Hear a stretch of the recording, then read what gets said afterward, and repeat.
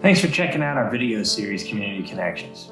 The COVID-19 public health emergency has posed challenges for communities across the globe, not the least of which is staying connected with the citizens that make our communities great. These are the people that you see in the grocery store, the coffee shop, or walking their dog along the Duke. The intention of this video series is to bridge that gap and bring us together despite our physical separation. I hope you enjoy the segment. Hi, I'm Wendy with the Human Services Department, and I'm sharing the screen today with Fred Liggins, the pastor of Williamsburg Christian Church and the founder of 3E Restoration. Hi, Fred. How you doing? Hi, Wendy. I'm good. How are you? Good. I have a few questions for you today and hope that you can share a little bit about yourself and how the pandemic has impacted you. So let's get started. All right. How has COVID-19 impacted you personally or professionally? Yeah, that's a good question. Personally, on one level, my inner introvert is doing all right. However, my inner extrovert is kind of lonely. I'm missing people. I'm missing an embodied presence, right? Like cups of coffee and lunches and just hanging out and being with members of my own church family or just my friends in our city. So that's been quite an adjustment. On another level, it's been nice to work from home and see my family quite a bit. So that has been nice. It's been nice to think creatively and try to answer hard questions that I didn't even know needed to be asked because I've never lived through a pandemic before, pastored through a pandemic before, been a husband or a dad through a pandemic before, a friend through a pandemic before. So it's created, with the anxiety, it's created at the same time an opportunity for me to really take stock at what matters, professionally, personally, really take stock at what it means to be a friend, to be a neighbor, to be a pastor in these times. Thanks. What is different about your daily routine during the pandemic? Oh, well, I start off a lot slower. Admittedly, before the pandemic, you hit the ground running and it's the to-do list and it's the emails and it's the text messages and it's firing things off.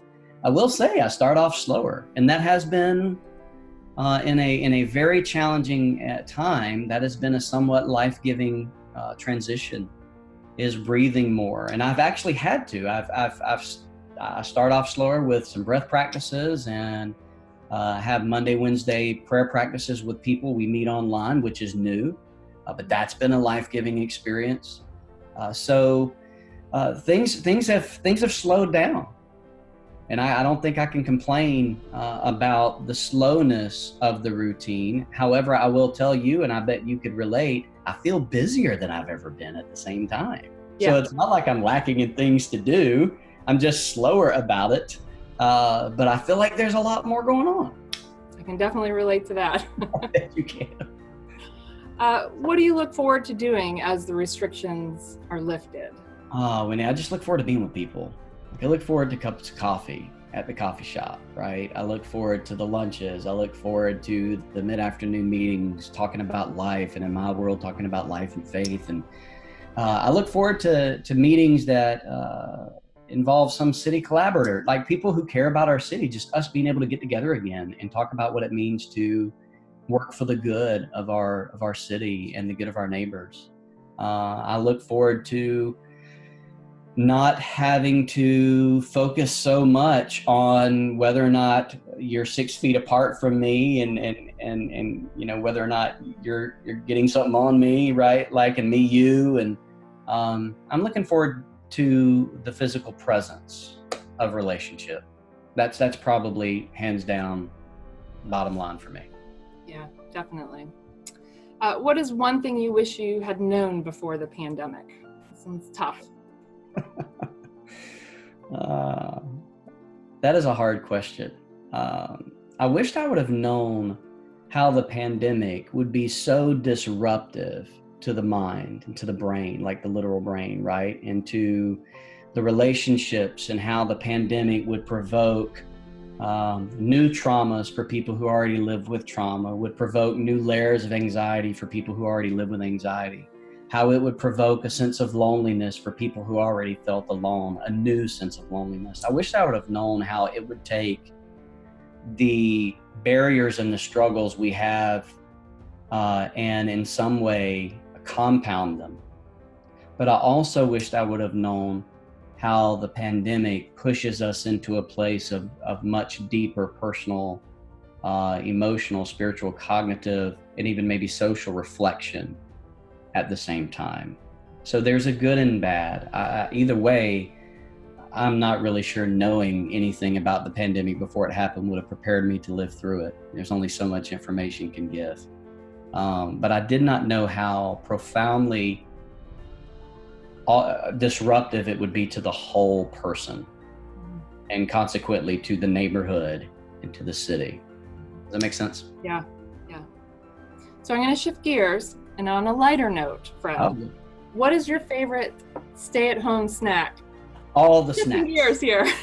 All the snacks.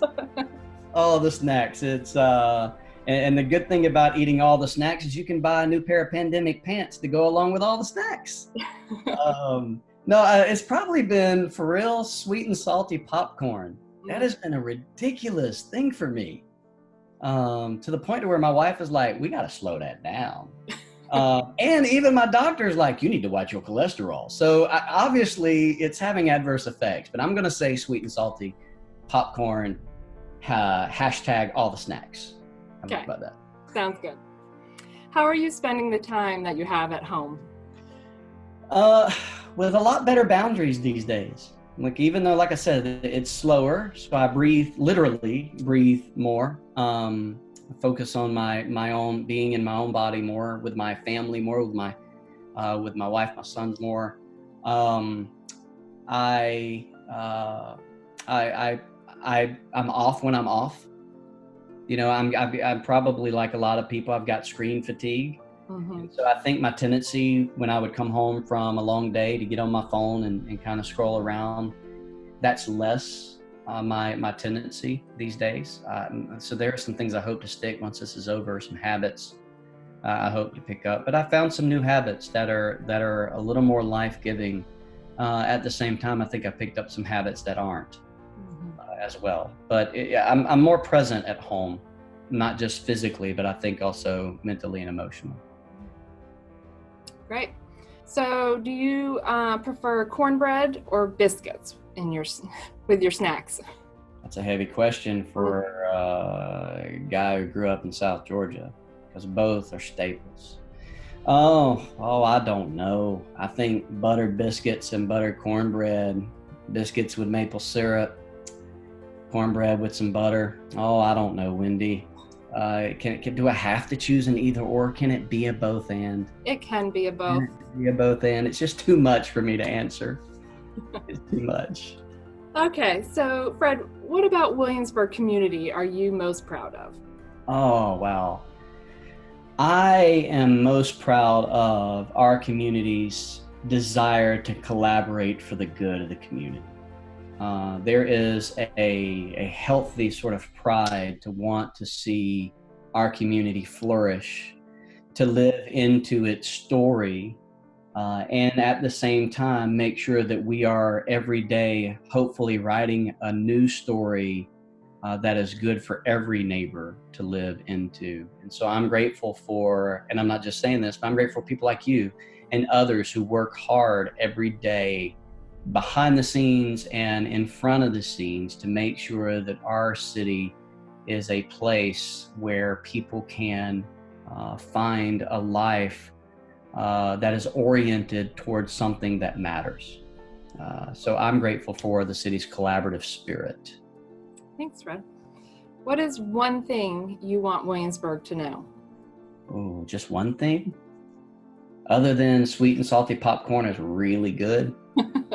Well, you know, my faith would compel me to say that I want Williamsburg to know that every single neighbor who lives in our city matters, that they have a dignity and worth from those we would consider maybe even subconsciously the least or the last or the left out among us, that every single neighbor has dignity and worth and matters and brings something to the table, not only our kitchen tables, but our civic tables, that people are not the sum total of their behaviors. There's a story that precedes us and forms us and carries us into this thing we call life, right? In community and in the city, and that we're all connected. And that if we would understand that every single person matters, that there ought not be a least, last, and left out, even though I know there will be, there ought not be, that every single person has dignity. I think I would want the city of Williamsburg to know that if we hold on to that and capture that spirit of gracious hospitality, as cliche as it sounds, love will always win, because everybody will always matter. And there's always room at my table for you and room at your table for me. So I would say, yeah, that every single neighbor has dignity and has worth and value, no matter the stories from which we come or the stories we find ourselves in. That together we're writing a new story and every person has a place in it. Thanks, Fred. Well, that concludes our questions, but I really do appreciate you spending the time with me today. It's been such a pleasure to talk with you, as always. Same, Wendy. Thank you. Thanks, Fred. Grace and peace. Thanks for joining us for Community Connections and for doing your part to help slow the spread. I hope that you will continue to find ways to stay connected and be engaged. We're stronger together.